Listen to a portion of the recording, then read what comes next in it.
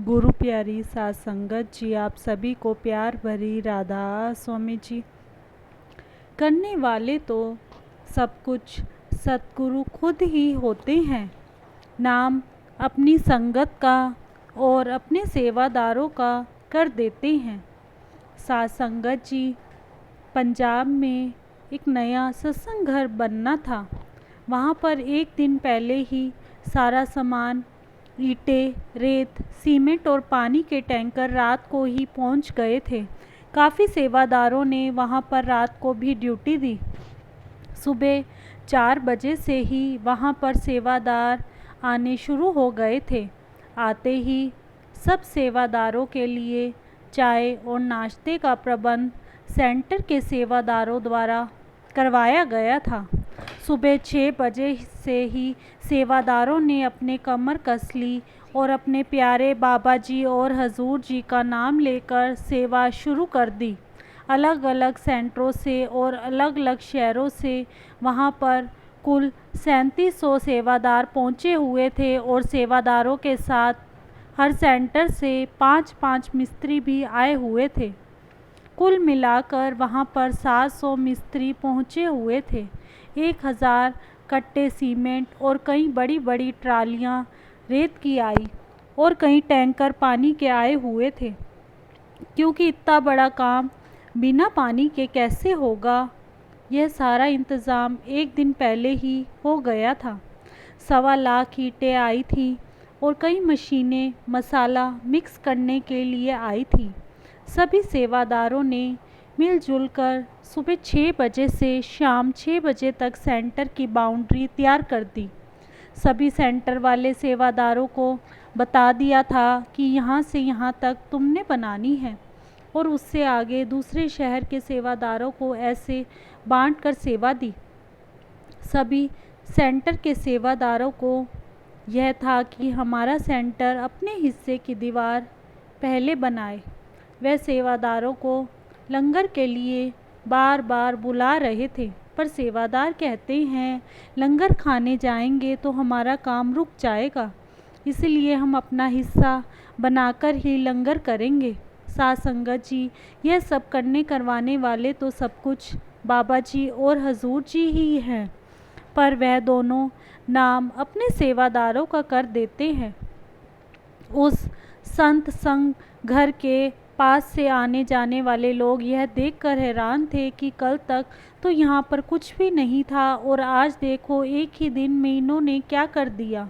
जो लोग वहाँ से सुबह देख कर गए थे कि वे शाम को आकर कह रहे थे, भाई साहब सुबह तो यहाँ पर कुछ भी नहीं था, जब हम शाम को वापस आए तो देखा तो उन्होंने पूरा ही सत्संग घर तैयार है और वहाँ पर 3700 सेवादार जो आए थे उन सब के चाय पानी का खाने का भी पूरा इंतज़ाम था। पानी का इंतज़ाम, पानी के टैंकर आए हुए थे, संगत के खाने पीने का, रहने का सब इंतज़ाम बाबा जी ने वहीं पर करवाया हुआ था। सात संगत जी, जब सरसावा में मेजर सेंटर बना था तब भी ऐसे ही हज़ारों सेवादारों ने मिलकर 4 दिन में मेजर सेंटर तैयार कर दिया था। यह मौज तो उस कुल मालिक की ही होती है। जब सेंटरों में मैसेज आता है कि यहाँ पर इतने सेवादार चाहिए तो सेक्रेटरी साहब हेड जत्थेदार को मैसेज करके बताते हैं कि यहाँ पर सेवा है, आप जत्थेदारों को मैसेज कर दो और बस के लिए भी ड्राइवर को बोल दो। हेड जत्थेदार जी आगे जत्थेदारों को फ़ोन करते हैं। आगे सेवादार अपने सभी सेवादारों को फ़ोन करके पूछते हैं कि क्या आप सेवा पर जाएंगे। जो सेवादार या सेवादारनी सेवा पर जाना चाहते हैं उनका नाम वह हेड जत्थेदार को या हेड जत्थेदारनी को बता देते हैं। ऐसे ही सभी जत्थेदार करते हैं और सेवा के लिए फ़ोन पर ही जत्था तैयार हो जाता है और सत्संग घर से जब बस जाती है तो सेवादार थोड़ी देर पहले ही पहुंच जाती है। सात संगत जी, सब कुछ करने करवाने वाले तो हमारे प्यारे सतगुरु जी ही हैं, पर वह नाम अपने सेवादारों का कर देते हैं। वे अपने ऊपर नहीं आने देते कि मैंने कुछ किया है।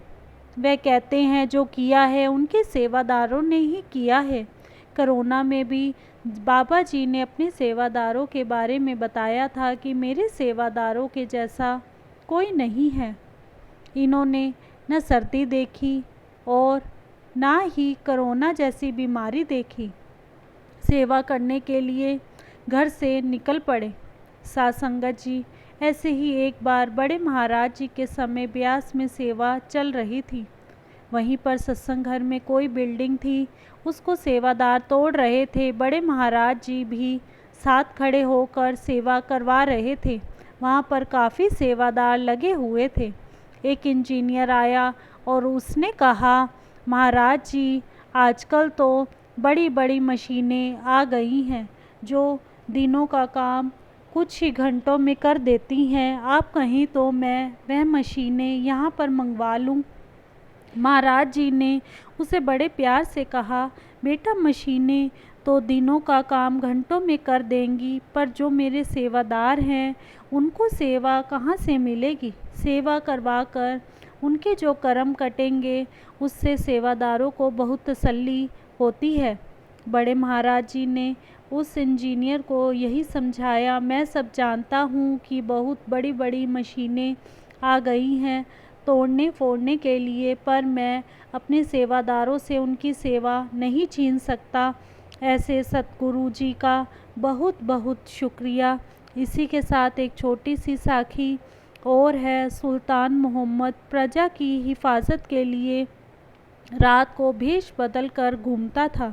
एक बार उसको 5 चोर मिले। उसने पूछा कि आप कौन हो? उन्होंने जवाब दिया, हम चोर हैं। फिर उन्होंने पूछा कि आपको? महमूद ने कहा, मैं भी चोर हूँ। इस पर चोरों ने उसको अपने गिरोह में शामिल कर लिया। अब चोरी करने की सलाह हुई, लेकिन चोरी करने से पहले यह तय हुआ कि उन्हें अपने में से किसी एक को सरदार बनाना चाहिए।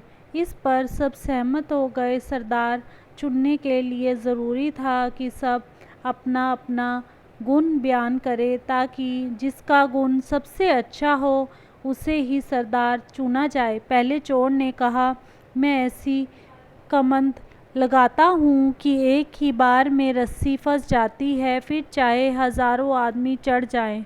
दूसरे ने कहा कि मैं सेंध लगाना अच्छी तरह जानता हूँ, इतनी जल्दी आसानी से सेंध लगाता हूँ कि किसी भी को भी आवाज़ नहीं आती।